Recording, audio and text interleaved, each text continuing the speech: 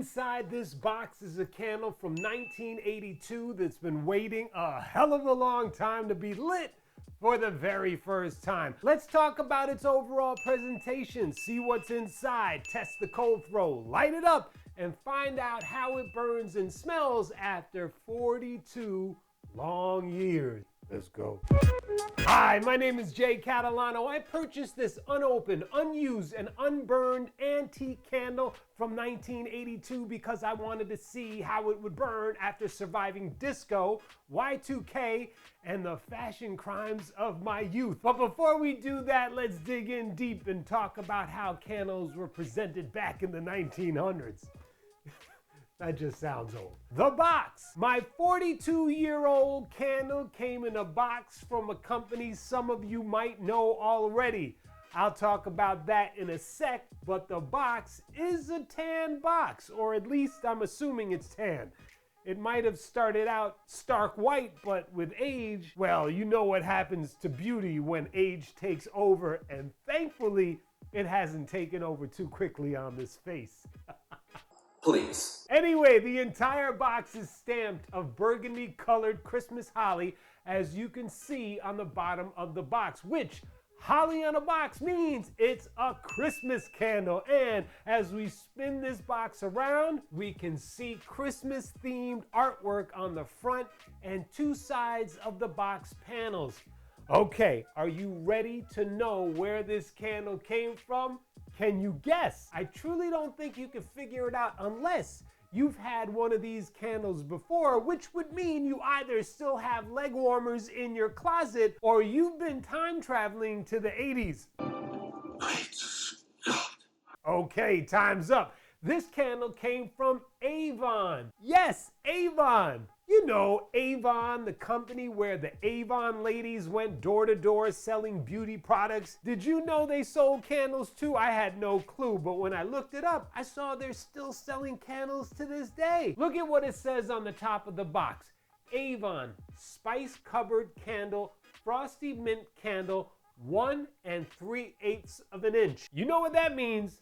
That means that this is a votive candle. What is a votive candle? A votive candle is designed to be placed in a holder where it burns for around 10 to 15 hours. They are commonly used for decorations or sometimes in religious rituals. These types of candles are perfect for creating a warm, inviting ambiance in any space thanks to their small and short size. Well, it might be small and it might be short, but I can definitely smell ass. Yeah, I think that was ass. Maybe that was foot. It's either foot or ass, I don't know. No, it's ass. That's basically as bad as you can get. Lastly, let's turn it around to the back and see what it says.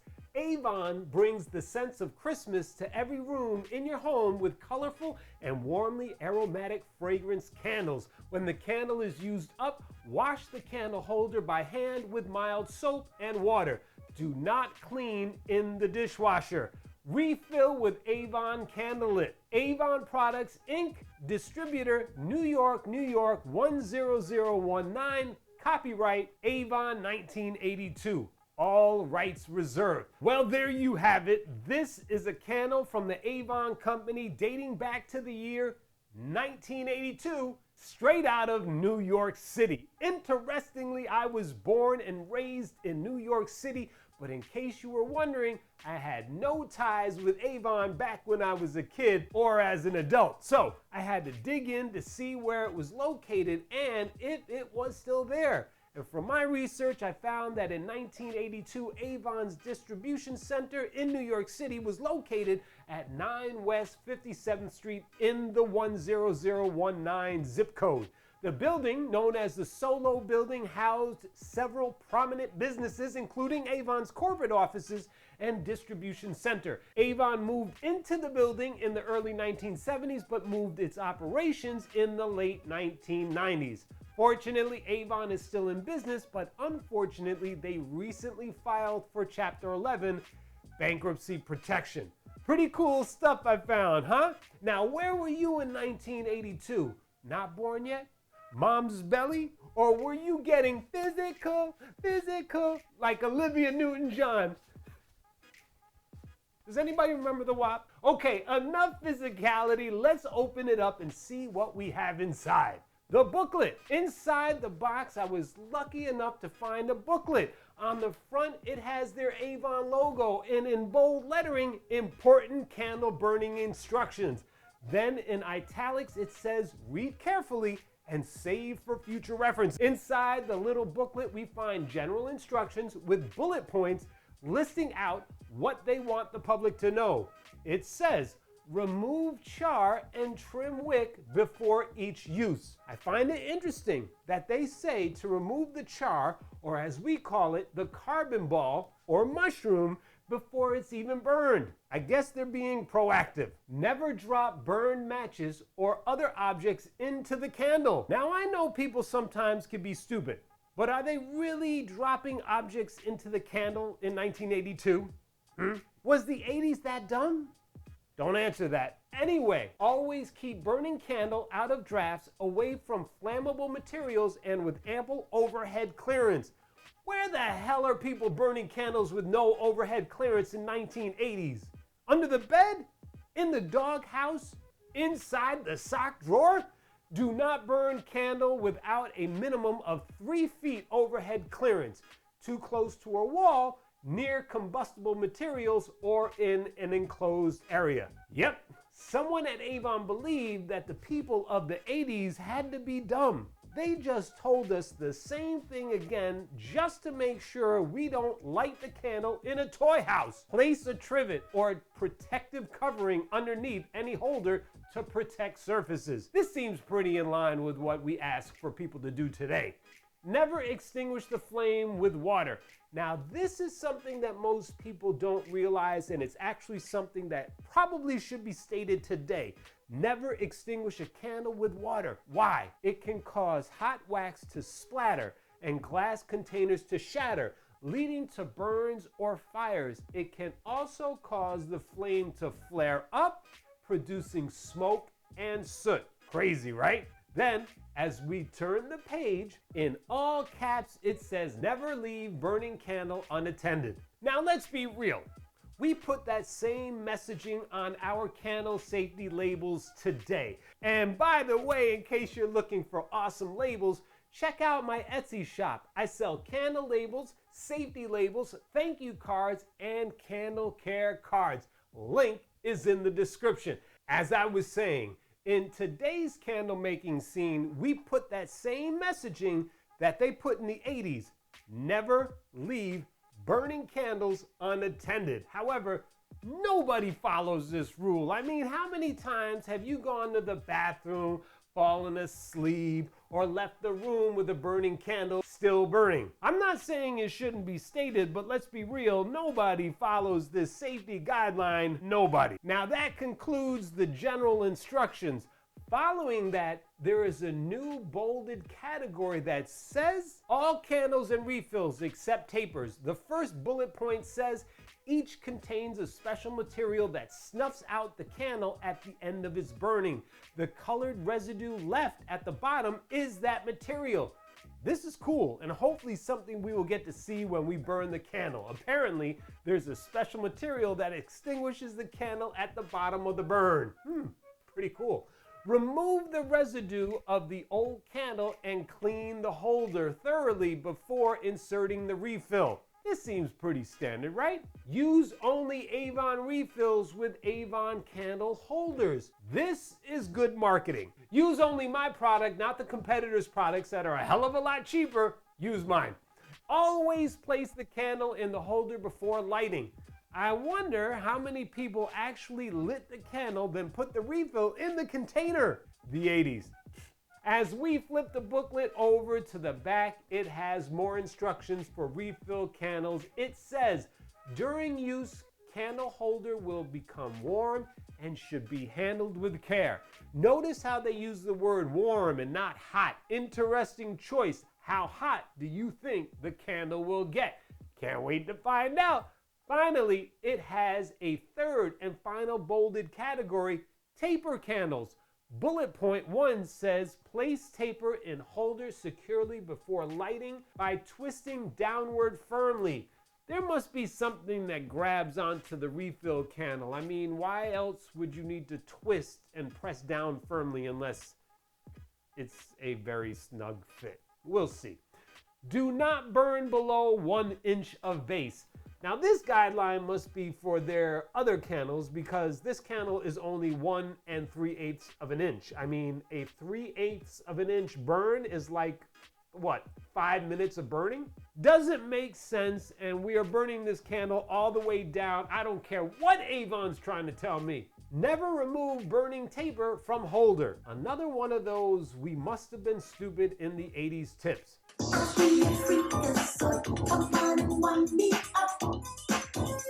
Clean holder thoroughly before inserting new taper.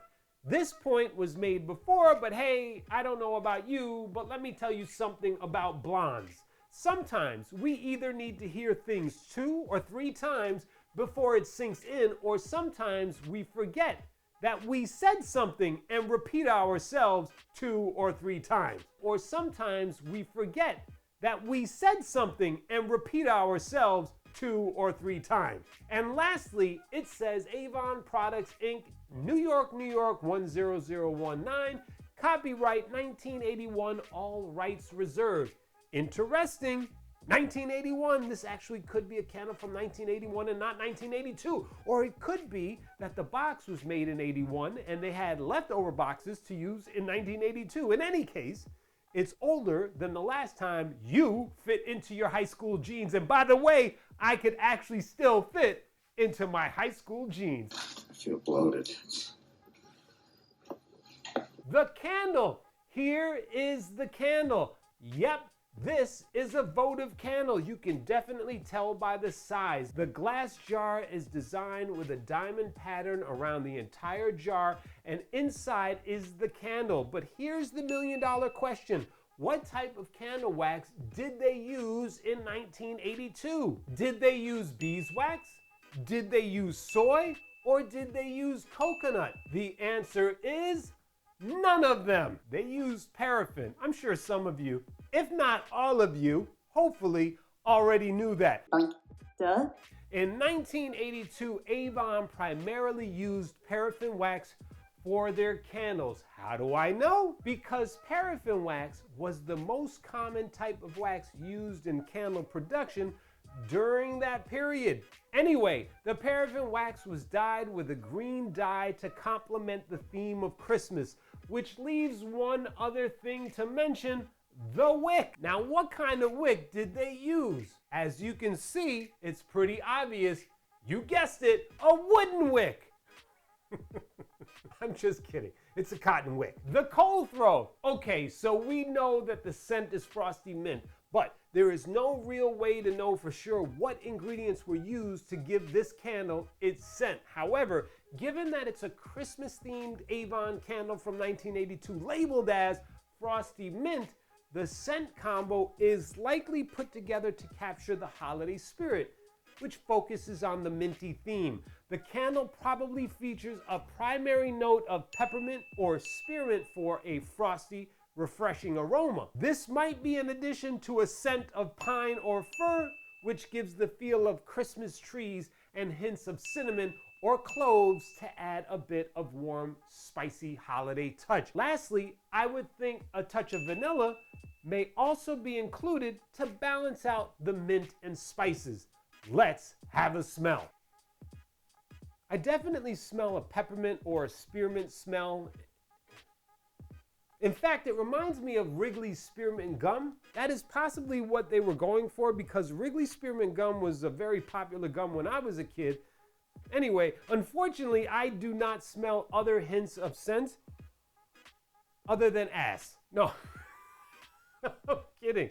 Other than spearmint or peppermint. However, I would say for a 42-year-old candle and one of this size, it smells pretty good considering the circumstances. But the box, what good would a cold throw test be without hearing what other people think? So with that said, I'm going to ask my kids what they think, because I know for a fact I will get a truthful answer. But I will not tell them anything about the candle. Let's go. I don't smell anything. I don't, you can't smell it.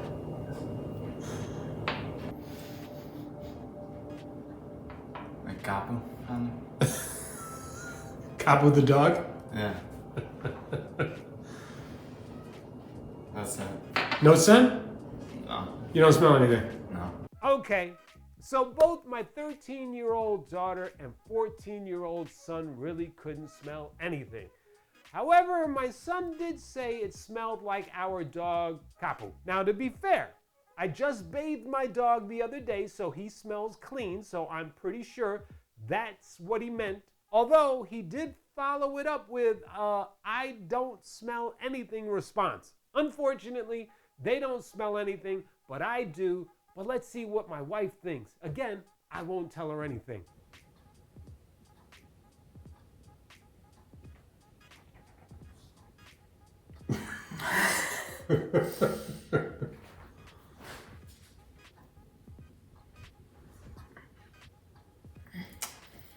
So it doesn't smell strong, but it's a faint smell of like sage. Anything else?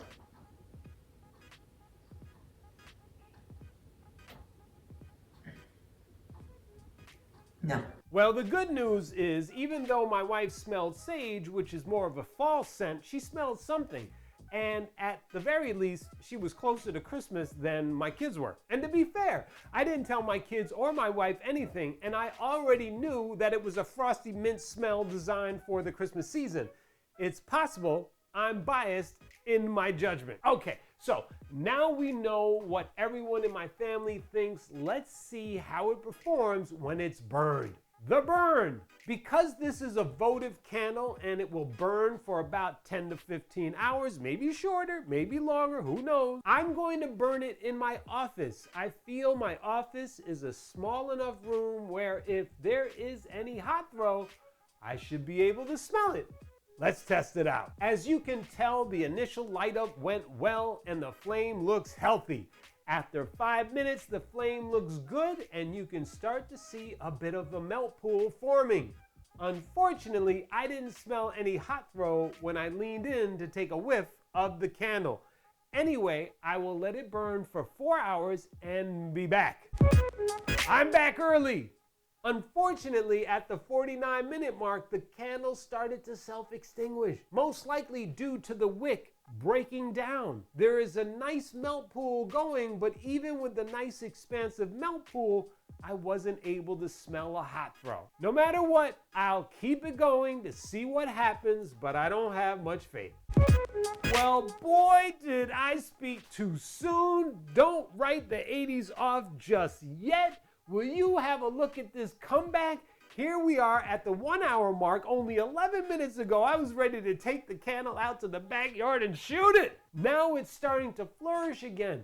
I'm so happy it's coming back to life, and the best part is I can actually smell a faint smell of hot throw about 2 feet from the candle. Okay, let's see how it goes. Hopefully you won't hear back from me again until the 4 hour mark.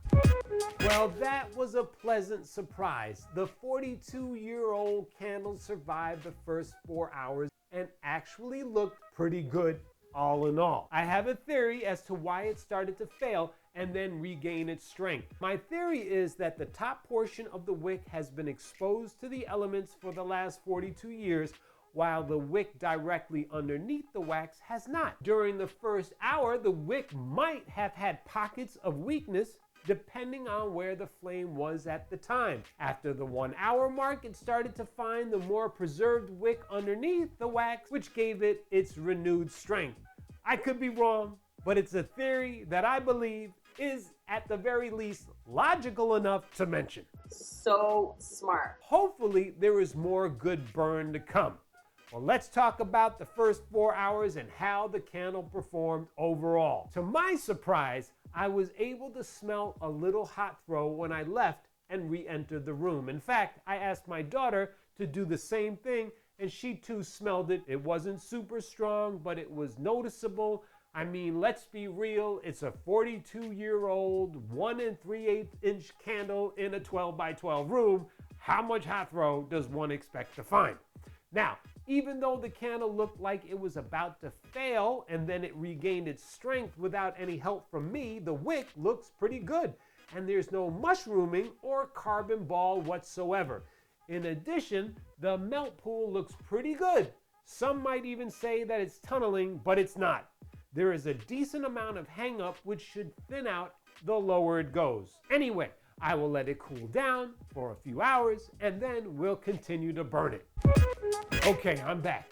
Now, I'm going to trim the wick and relight the candle. As you can see, after 5 minutes, it's looking like a sturdy, healthy flame. I'll wait another 4 hours and check in to report my findings. If anything should go wrong before then, I'll let you know.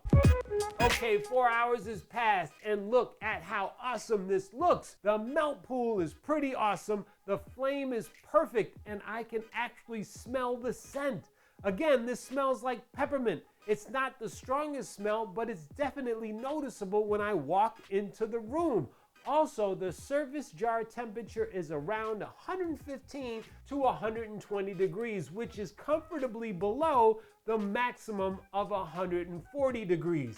Even more impressive, once extinguished, there is absolutely no mushrooming or no carbon buildup on the wick. I mean, wow. 8 hours in, and aside from the weak flame we saw at the 49-minute mark, this candle burn up to this point is a success. Okay, now it's time to let the candle cool down for a few hours and then I'll relight it and burn it again to see how it performs. It's time for round 3 of my 42-year-old Avon candle and it's as smooth as before. Again, I'm trimming the wick to make the burn as efficient as possible. After relighting it, it appears to be doing well. Look at how nice that flame is. In 4 hours, I'll come back and give you my findings. Okay, 4 hours have passed and I'm super impressed with this candle. I love the flame. The melt pool is perfect. The jar temperature is less than 140 degrees and I can smell a bit of the fragrance throw. But to be honest, I asked my wife and my son what they thought, and both said they didn't smell a thing. Now, maybe it's just me, and I'm just trying to will a scent from my nostrils. It's more of a fantasy that's building. Anyway, I smell the hot throw, and if I were to rate it, I would say it's probably like a 3 out of 10. It's not great, it's not amazing, but for 42 years old, pretty good. Lastly, after I blew out the flame, there was no mushrooming at all, and so this is perfection in the making. Once again, I will let it cool down, but after it cools, I'll relight it and let it go for longer because it's time to test its true ability. To be continued. Okay, the candle has cooled and now it's time to trim the wick and relight it. This time, I will let it go for a total of 8 hours to see how it performs in not so optimal conditions. I'll be back. 7.5 hours later and my candle is starting to self-extinguish. I stepped out for a few hours to handle some work, and prior to that, the candle looked perfect, but when I got back, not so much. It looks like it's coming to its last bit as I can see the bottom of the jar. If you can see, it tunneled a bit, but that's most likely because I overburned it. Had I extinguished it at the 4-hour mark, it would have been easier to trim the wick and keep the awesome flame and melt pool going. In any case, I wanted to burn it for several hours and I did. So I'll wait to see when it self-extinguishes, show you the final look and give you my overall thoughts. Wait a minute, I spoke too soon. It has finally self-extinguished after a total of 19 hours and 25 minutes. My 42-year-old Avon candle is dead. I'm not gonna lie, I'm a bit sad. Give me a sec. Here's what it looked like after it self-extinguished. There is some hang-up from some tunneling that occurred due to a weak flame. I believe that happened due to the burning conditions not being optimal. You know, burning a candle for 7.5 hours isn't the best thing for the candle, and probably even worse for a 42-year-old candle. In any case, I want to direct your attention to something interesting. Take a look inside. Look at where the wick is in relation to the jar. It's not in the center. Do you know what that means? That means that someone most likely over at Avon. Nah, I'm kidding. It means that this was most likely done by hand or a really bad candle making machine. Either way, it's definitely not perfect. Another thing to note is the self-extinguishing material that Avon mentioned in their booklet. Do you see the difference in color? I believe that is what they're referring to. Anyway, let me quickly recap my 42-year-old Avon candle burning experience. The recap. My 42-year-old Avon Christmas candle with its classic holly design was really well preserved given the circumstances. Inside, the candle care booklet was a great added touch. It was nice to see that safety was such a big deal 42 years ago. The candle itself, a diamond patterned glass jar with a green paraffin waxed candle and cotton wick, was designed for the Christmas season, even though its cold throw had a scent of Wrigley's spearmint gum. And although I did think it smelled like Christmas, my family's reactions were mixed. My son jokingly said it smelled like our dog Kapu, while my wife thought she smelled a hint of sage.